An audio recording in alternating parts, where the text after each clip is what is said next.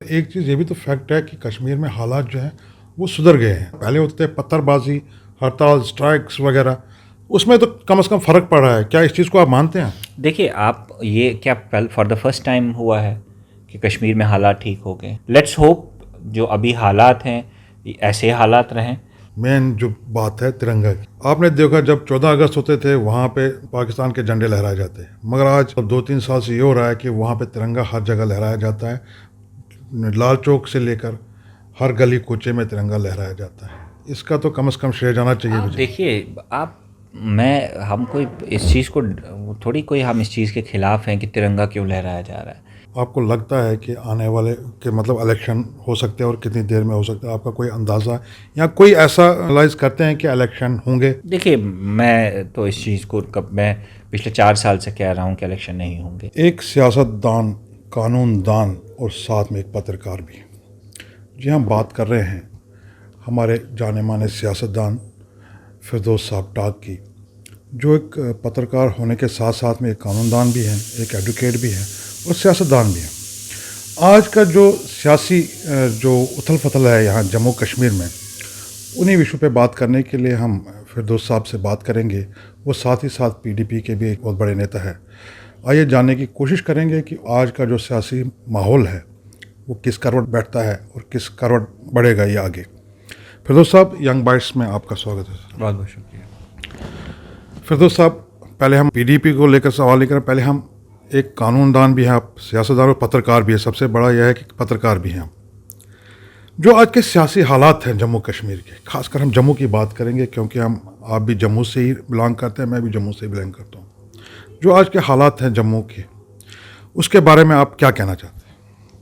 देखिए, जम्मू कश्मीर के हालात तो जब से हमने होश संभाला है तब से हमने हालात तो कभी साजगार देखे नहीं। सियासी उथल पुथल चलती रही।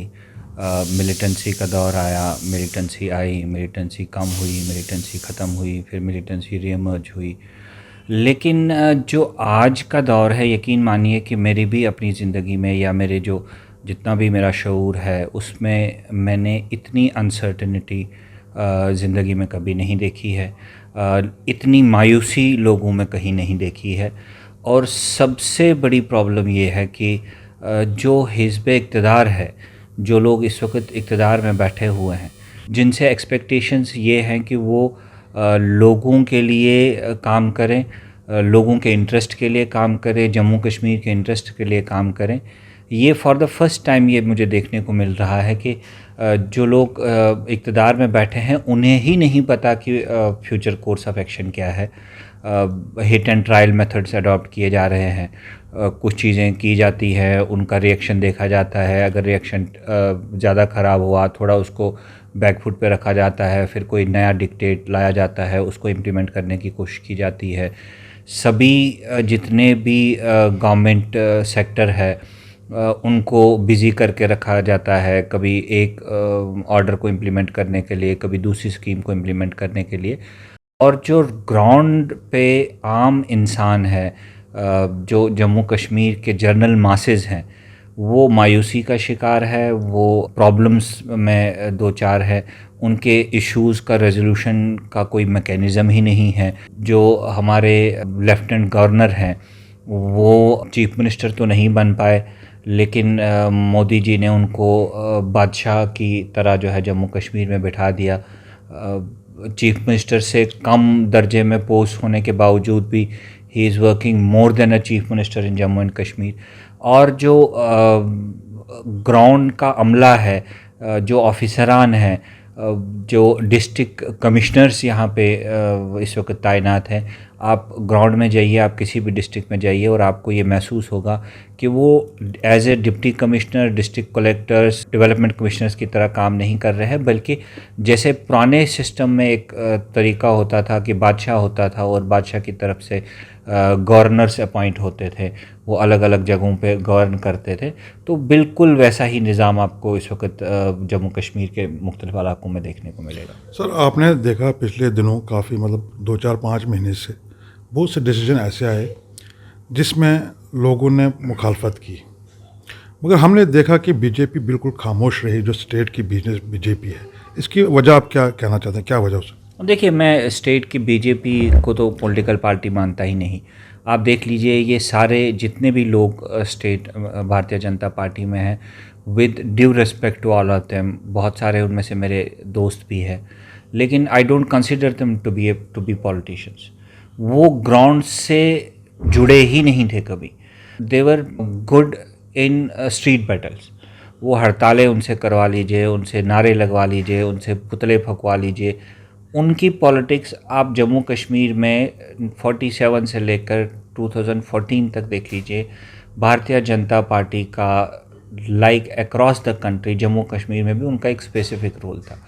वो लोग कभी इलेक्टोरल पॉलिटिक्स में थे ही नहीं।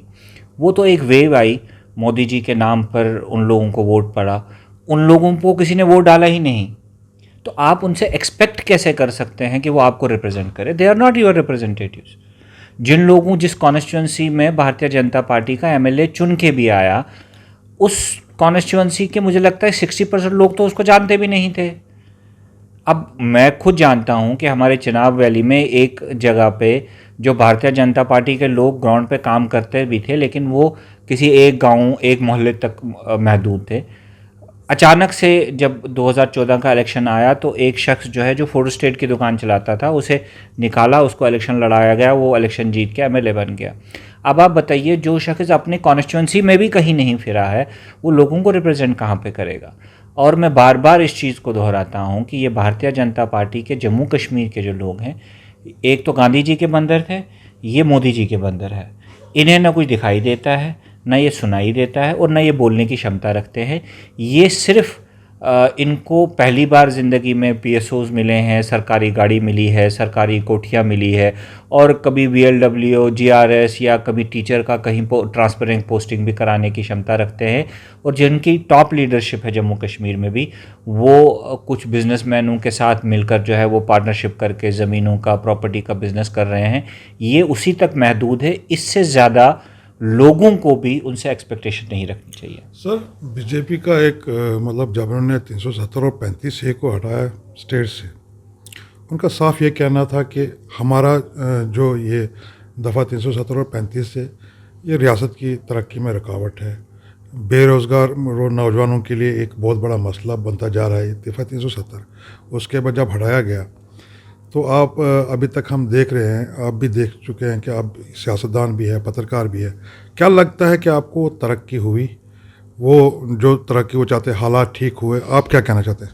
देखिए, ये एक अब्सर्ड आर्ग्यूमेंट है कि 370 जो है वो जम्मू कश्मीर की तरक्की के लिए रुकावट थी। आप बताइए, कौन सा कानून जम्मू कश्मीर में ऐसा था जो बाहर की कोई इन्वेस्टमेंट यहाँ पे नहीं आ सकती थी, जो सेंट्रल गवर्नमेंट की स्कीम्स थी वो यहाँ पे इम्प्लीमेंट नहीं हो सकती थी? ये एक आर्ग्यूमेंट है भारतीय जनता पार्टी का, वो भी जम्मू कश्मीर से बाहर जो इलेक्टोरल गेन्स वो हासिल करना चाहते हैं इससे। ये सिर्फ एक वो आर्ग्यूमेंट है। जम्मू के कुछ लोग, मैं पूरी जम्मू के लोगों को नहीं कहता, जम्मू का एक सेक्शन ऑफ सोसाइटी जो शायद इनिशियली इस बहकावे में आए थे कि जब 370 होगा, ख़त्म होगा तो हमारा कंप्लीट इंटीग्रेशन होगा इस मुल्क के साथ, और फिर पता नहीं यहाँ पे क्या होगा। लेकिन आज वही लोग सड़कों पर है, वही लोग ज़्यादा परेशान हैं। आप यकीन मानिए, मैं जब जम्मू में, क्योंकि मैं सारी ज़िंदगी जम्मू में ही गुजारी हुई है, I can see a drastic change happening in Jammu. मैं आपको यकीन दिलाता हूँ कि अगर ये चेंज नहीं रुकी तो आने वाले 10 सालों के बाद आपको न तो डोगरी लैंग्वेज मिलेगी, न डोगरी कल्चर मिलेगा, न डोगरा कोई बिजनेसमैन मिलेगा, और ना हमारे नौजवान सरकारी नौकरियों में आपको मिलेंगे। एंड फॉर्चुनेटली जम्मू के कुछ लोग शायद इस चीज़ को समझ रहे हैं। होपफुली वो जम्मू कश्मीर के बाकी अवाम के साथ खड़े होंगे, और जो हमने एक अज़म किया है कि हमारा जो वो स्पेशल दर्जा हमें दोबारा से हमने जम्मू कश्मीर के लिए वापस लाना है, जो हमारी खुसूसी हैसियत हिंदुस्तान के आइन में, हम तो हिंदुस्तान के आइन से बाहर कुछ मांगते नहीं हैं, जो हमें हासिल थी, हम उसको वापस लाने के लिए हम जदोजहद करें। तो जब जम्मू कश्मीर की पूरी आवाम इस चीज़ के लिए लड़ेगी तो कोई भी चीज़ नामुमकिन नहीं है। सर, जम्मू कश्मीर 370 और 35 से जब हटाया गया यहाँ से, तब से अभी तक आप क्या एनालाइज करते हैं कि नुकसान हुआ, फ़ायदा हुआ, अगर नुकसान हुआ किस रीजन में ज़्यादा हुआ, अगर फ़ायदा हुआ कहाँ पे हुआ? देखिए, फ़ायदा तो मुझे कोई नज़र नहीं आ रहा, फ़ायदा किस चीज़ का होगा। देखिए, आपने 370 में और 35 ए के तहत आपको कुछ राइट्स और कुछ हक जो है वो हासिल थे, apart from other constitution guarantees जो आपको कॉन्स्टिट्यूशन ऑफ इंडिया गारंटी करता था। जो पार्लियामेंट में आपके कानून बनते थे वो आप पे एप्लीकेबल, आपकी जब आप चाहते थे तब एप्लीकेबल होते थे, और मैक्सिमम लॉज जो सेंटर में पास हुए वो यहाँ पे एप्लीकेबल हुए, जो मैक्सिमम स्कीम सेंटर में हुए वो यहाँ पे एप्लीकेबल हुई, probably sometimes with slight changes here and there, लेकिन ज़्यादातर वहाँ पे एप्लीकेबल हुआ। आप मुझे बताइए कोई एक प्रोजेक्ट पिछले 4-5 सालों में जम्मू कश्मीर में आया, कोई नई स्कीम लॉन्च हुई, कोई नई employment guarantee scheme, poverty alleviation scheme, कोई हेल्थ स्कीम जम्मू कश्मीर में ऐसा लॉन्च हुआ, कोई इंफ्रास्ट्रक्चर कंस्ट्रक्शन का काम जम्मू कश्मीर में अगर सेंट्रल गवर्नमेंट ने लाया, जितने भी प्रोजेक्ट्स हैं वो प्रीवियस गवर्नमेंट्स के हैं, चाहे वो हमारे टेन्योर के हों, उससे पहले के हों, वो मरकज़ के प्रोजेक्ट्स हों या स्टेट के अपने प्रोजेक्ट्स हों। जो बाकी चीज़ें आप सड़कें, नालियाँ, बिजली, ये डॉक्टर्स, ये this is a continuous development process. अगर आप कुछ भी नहीं करेंगे तो ये चीज़ें तो होनी ही हैं, ये तो नेचुरल प्रोसेस है, इसको तो आप रोकेंगे नहीं। लेकिन जो एडिशनल बर्डन आपने जम्मू कश्मीर के लोगों पे डाला हुआ है, आपने टैक्सेस बढ़ा दिए, आपने प्रॉपर्टी टैक्स लगा दिया, आपने जीएसटी जो है, अब आप डिसाइड, पहले तो आप डिसाइड करते थे जीएसटी आप पे कितना एप्लीकेबल होता था, अब सेंटर से जीएसटी जितना एप्लीकेबल होगा वो आप पे भी एप्लीकेबल होगा। आपने लखनपुर टोल प्लाज़ा हटाया और लोगों को कहा और ढोल बजवाए जम्मू में कि अब लखनपुर टोल प्लाज़ा हट रहा है, जम्मू कश्मीर में जी तरक्की होगी। आज देखिए लखनपुर टोल प्लाज़ा हट गया तो आपके जो जम्मू की जो प्रोडक्शन थी वो ज़ीरो पे आ चुकी है। 3,400 के करीब जो है प्रोडक्शन हाउसेस जम्मू और सांबा और कुठवा में जो है पिछले 4-5 सालों में बंद हो चुके हैं, जो क्योंकि वो compete कर रहे हैं पंजाब, हिमाचल, दिल्ली के साथ, जो कि वो compete नहीं कर सकते थे। पहले बाहर से जब प्रोडक्ट, फिनिश प्रोडक्ट आता था उस पर टोल लगता था, वो महंगा यहाँ पे पहुँचता था, वो आपको यहाँ पे जो फिनिश प्रोडक्ट जनरेट होता था वो सस्ता मिलता था। तो किसी भी सूरत में this is a long list, अगर मैं इस पे बात करने बैठूं तो I can spend a whole day on it, और मैं आपको एक एक चीज़ गिना सकता हूं कि किन चीज़ों से जम्मू कश्मीर के लोगों को नुकसान पहुंचा है। एंड बिलीव मी, जम्मू और कश्मीर दोनों जगह पे your economy is under the target. The basic target is your economic employment, the basic target is your economic stability. Jammu Kashmir में लिविंग कॉस्ट जो थी वो रेस्ट ऑफ इंडिया से 50-60% कम थी, क्योंकि आपका हर चीज़ सस्ता था यहाँ पे। आज आप चंडीगढ़ में रहते हैं या जम्मू में रहते हैं, आज आप दिल्ली में रहते हैं या जम्मू में रहते हैं, आपका लिविंग कॉस्ट जो है एट पार है। इसका मतलब, लेकिन आपका रेवेन्यू जो है वो कम है। आप चंडीगढ़ में जो कमाते हैं वो आप जम्मू में नहीं कमा सकते, जो दिल्ली में कमाते हैं वो आप जम्मू में नहीं कमा सकते, लेकिन कॉस्ट ऑफ लिविंग सेम है। तो आप आस्ता आस्ता जो है वो गरीब होते जाएंगे, और अल्टीमेटली जो भारतीय जनता पार्टी का बेसिक ऑब्जेक्टिव है कि जब लोग गरीब होंगे तो वो रिलीजियस पॉलिटिक्स करेंगे, वो सड़कों पे आएंगे, वो नारे लगाएंगे। उन्होंने यही राजनीति पूरे मुल्क में की है। सर, हमने जो आप बता रहे हैं, जो हालात बता रहे हैं, मगर एक चीज़ ये भी तो फैक्ट है कि कश्मीर में हालात जो हैं वो सुधर गए हैं। तकरीबन जो हालात पहले होते थे, पत्थरबाजी, हड़ताल, स्ट्राइक्स वगैरह, उसमें तो कम से कम फ़र्क पड़ रहा है। क्या इस चीज़ को आप मानते हैं? देखिए, आप ये क्या फॉर द फर्स्ट टाइम हुआ है कि कश्मीर में हालात ठीक हो गए? क्या 96 के इलेक्शन के बाद एक ब्रीफ पीरियड नहीं आया कि वो हालात जो 90 से 96 तक हालात थे उसमें थोड़ा आपको फ़र्क महसूस हुआ? क्या जो 2000 के बाद इलेक्शन हुए उसमें आपको 96 और 2002 तक जो हालात थे उसमें आपको और फर्दर इम्प्रूवमेंट दिखी? 2002 के बाद 2008 से 2014 में जो हालात बने, क्या उसमें आपको पिछले हालात में थोड़ा फ़र्क नहीं पड़ा? हालात जो है, आप देखिए, पीस जो है जम्मू कश्मीर में एक फ्रजाइल कंसेप्ट है। ये पीस कब टूटेगी आपको नहीं, हमें नहीं पता। आप देख लीजिए, अभी एवरीथिंग वाज पीसफुल और कोकरनाग का एनकाउंटर हुआ, कितना बड़ा नुकसान हुआ। सो पीस को आप हालात को जो है, मैं ये मानता हूँ कि पीस शुड बी एस्टेब्लिश्ड, लेकिन यहाँ पे पीस एस्टेब्लिश नहीं की जा रही है, पीस को एनफोर्स किया जा रहा है। और जब आप किसी चीज़ को एनफोर्स करते हैं वो तभी तक कामयाब रहती है जब तक आप ज़ोरावर होंगे। जब दूसरी साइड से जो दूसरा पक्ष है जब उसका ज़ोर बढ़ेगा तो आप कमज़ोर पड़ जाएंगे। तो ये रसाकशी का नहीं है, ये टग ऑफ वॉर नहीं है। You have to establish peace, और पीस को एस्टैब्लिश करने के लिए जितनी भी गवर्नमेंट्स आई, जिसमें भारतीय जनता पार्टी की एनडीए गवर्नमेंट भी आई, several measures were taken, but unfortunately वो सारी चीज़ें जो हैं रिवर्स की गई। लेट्स होप जो अभी हालात हैं ऐसे हालात रहें, लेकिन कब तक रहेंगे मुझे नहीं। वो तो हम जानते हैं, पहले भी हालात ठीक हुए, फिर बिगड़े, हालात ठीक हुए फिर, मगर तिरंगा मेन जो बात है तिरंगा की। आपने देखा जब 14 अगस्त होते थे वहाँ पे पाकिस्तान के झंडे लहराए जाते हैं, मगर आज 2-3 साल से ये हो रहा है कि वहाँ पे तिरंगा हर जगह लहराया जाता है। लाल चौक से लेकर हर गली कूचे में तिरंगा लहराया जाता है। इसका तो कम से कम श्रेय जाना चाहिए मुझे। देखिए आप, हम कोई इस चीज़ को थोड़ी कोई हम इस चीज़ के ख़िलाफ़ हैं कि तिरंगा क्यों लहराया जा रहा है, लेकिन हम तो शुतुरमुर्ग की तरह हैं। आंखें आप सर जो है वो रेत में दफन करिए, बोलिए सब कुछ ठीक है। बिल्ली आंखें बंद करके तो कुत्ते को नहीं देख रही तो इसका मतलब वो बच जाएगी। दो एस्पेक्ट्स है, मैं आपको फिर कह रहा हूँ, अगर आप रूल ऑफ लॉ एनफोर्स कर रहे हैं ठीक है करिए। अब तिरंगे की बात कर रहे हैं, हर साल 100 करोड़ के करीब जो है वो पैसा खर्च हो रहा है तिरंगा रैलीज़ पे, जो जश्न हो रहे हैं डिस्ट्रिक्ट हेडक्वार्टर्स पे, जो इतने बड़े बड़े वो होर्डिंग्स लगाई जाती है, लाइटिंग की जाती है। पहले भी तो होता था, पहले तो इससे कम खर्चे में होता था।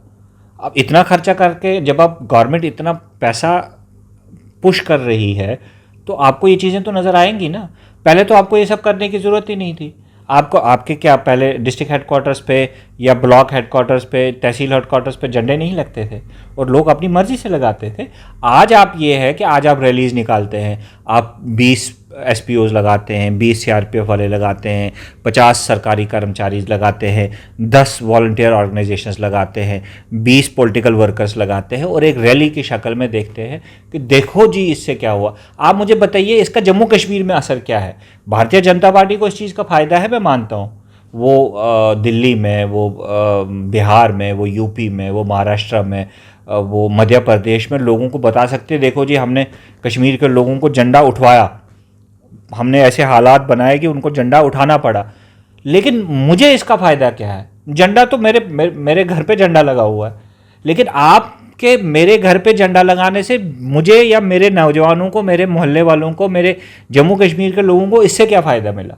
आपको इलेक्टोरली आपको फ़ायदा मिल सकता है, वो हम एडमिट करते हैं, आप फ़ायदा उठाइए। जो हालात आप बता रहे हैं, जो हालात हैं इस टाइम, क्या आपको लगता है कि आने वाले के मतलब इलेक्शन हो सकते हैं और कितनी देर में हो सकता है? आपका कोई अंदाज़ा है या कोई ऐसा एनालाइज करते हैं कि इलेक्शन होंगे? देखिए मैं तो इस चीज़ को मैं पिछले 4 साल से कह रहा हूँ कि इलेक्शन नहीं होंगे। एट टाइम्स मेरे अपने दोस्त, मेरे अपने कुलीग्स कहते थे कि आप डिसअपॉइंटिंग बातें करते हो, but I am of the firm opinion कि अभी 2025 तक जम्मू कश्मीर में इलेक्शन कराने का सेंटर ने सोचा ही नहीं है। देखिए जो इस वक्त भारतीय जनता पार्टी की सरकार मरकज़ में है, उनका एक स्पेसिफिक टारगेट है कि पार्लियामेंट इलेक्शन से पहले तो वो इलेक्शन कराएंगे नहीं। अब दिल्ली में दोबारा सरकार बनेगी, जब सरकार बनेगी, यही सरकार बने, नई सरकार बने, वो बैठेंगे, फिर वो दोबारा से रिव्यू होगा, उनकी पॉलिसीज़ क्या होंगी। अगर यही गवर्नमेंट आती है, क्या वो यही पॉलिसीज़ कैरी फारवर्ड करती हैं या उनको लगेगा कि अब हमारा जो है पॉलिसी चेंज मस्ट है, या नई पार्टीज़ की सरकार बनती है, क्या वो इसी पॉलिसी को आगे लेना चाहेंगे या वो ये सोचेंगे कि पिछली सरकारों ने गलतियां की है, हमें नई policy. So people of Jammu and Kashmir should not expect election very soon. लेकिन मैं अपने जितने भी पॉलिटिकल कुलीग्स हैं जो पॉलिटिकल स्फीयर में हैं, पॉलिटिकल फील्ड में काम करते हैं, मैं उनको ऑफ कैमरा भी और ऑन कैमरा भी बार बार ये चीज़ कहता हूँ that election should not be our only focus. हम सिस्टम में जो ज़्यादतियाँ हो रही हैं उसके ख़िलाफ़ जो है हमारा लड़ना जो है that is our basic purpose. अगर हम सियासत में हैं वो हम इलेक्शन के बगैर भी कर रहे हैं और इंशाल्लाह जब तक हैं तब तक करेंगे। फिरदौस साहब, इलेक्शन अगर अनाउंस होते हैं, पहले तो आप बोलते हैं कि अभी 2025-2026 तक इलेक्शन मुश्किल है, मगर अगर इलेक्शन अनाउंस होते हैं, पीडीपी क्या लेकर पब्लिक में, आवाम में जाएगी जिसके बेस पे वो पब्लिक से वोट मांगेगी? देखिए, पीपल्स डेमोक्रेटिक पार्टी के लिए कुछ नई चीज़ लोगों के पास लेके जाने की ज़रूरत नहीं है। People's Democratic Party is the only party जो प्रॉब्लम लेके लोगों के पास नहीं जाती, हम प्रॉब्लम का हल लेके जा रहे हैं। जब से पीडीपी बनी है तब से हमारा एक स्पेसिफिक रोड मैप है जम्मू कश्मीर को लेकर। हमारे जो कायद थे पार्टी के, मरहूम मुफ्ती साहब, वो भी अक्सर ये बात कहते थे कि जब आप लोगों में जाते हैं, आप दूसरे की तनकीद करके कुछ हासिल करेंगे नहीं। ये एक ट्रेडिशनल पॉलिटिक्स है, बल्कि आप लोगों के पास जाइए और कहिए कि हम क्या कर सकते हैं। हमने एक रोड मैप जम्मू कश्मीर के लिए दिया हुआ है, और हम वाहिद एक ऐसी जमात है जिसने जम्मू कश्मीर के लिए रोड मैप दिया हुआ है। हम पीस की बात करते हैं, हम रिकन्सिलिएशन की बात करते हैं, हम डेवलपमेंट की बात करते हैं, और हमने करके दिखाया है कि यही मॉडल ऑफ गवर्नेंस, यही मॉडल ऑफ पॉलिटिक्स जो है वो जम्मू कश्मीर में वाइबल है, सक्सेसफुल है और लास्टिंग है। ये हमने साबित करके दिखाया है, और यही मॉडल लेके जब भी हमें लोगों के बीच में जाना है, हमें यही मॉडल लेके जाना है। आप देख लीजिए, जो हम 1999 में बात करते थे, लोग कहते थे यार ये तो फजूल बात है। मेरे एक पार्टी के वर्कर बहुत एक दूर दराज इलाके से ताल्लुक़ रखते हैं, कहते जब हमारे पास वहाँ पे कुछ लोगों ने पीडीपी ज्वाइन की और वो एक चिट्ठी लेके, एक कागज़ लेके आए कि पीडीपी का मंशूर क्या है, तो उस पर लिखा था कि हम जी एसओजी को डिसबैंड करेंगे, हम जो पुलिसिंग को है उसको ट्रांसफॉर्म करेंगे, हम बॉर्डर्स को खोलेंगे, हम नौजवानों को एंगेज करेंगे डायलॉग्स में। तो हमने, ये उसकी वर्डिंग है कि हम गाँव वालों ने सोचा कि ये सबसे बड़ी झूठी पार्टी है, क्योंकि ये चीज़ तो मुमकिन ही नहीं है, लेकिन पीडीपी ने ये चीज़ मुमकिन करके दिखाई।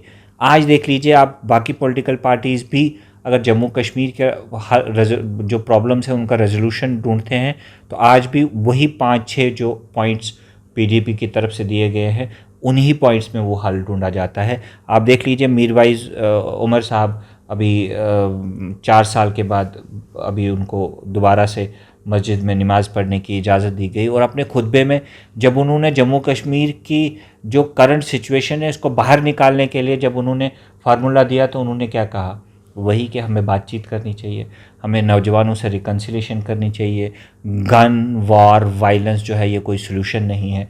तो ये कौन सी चीज़, क्या बातें हैं? ये तो वही बातें हैं जो मुफ्ती साहब कहते थे, ये तो वही बातें जो महबूबा जी कहती थी, ये तो वही बातें हैं जो पीडीपी ने कही, की और करके दिखाई।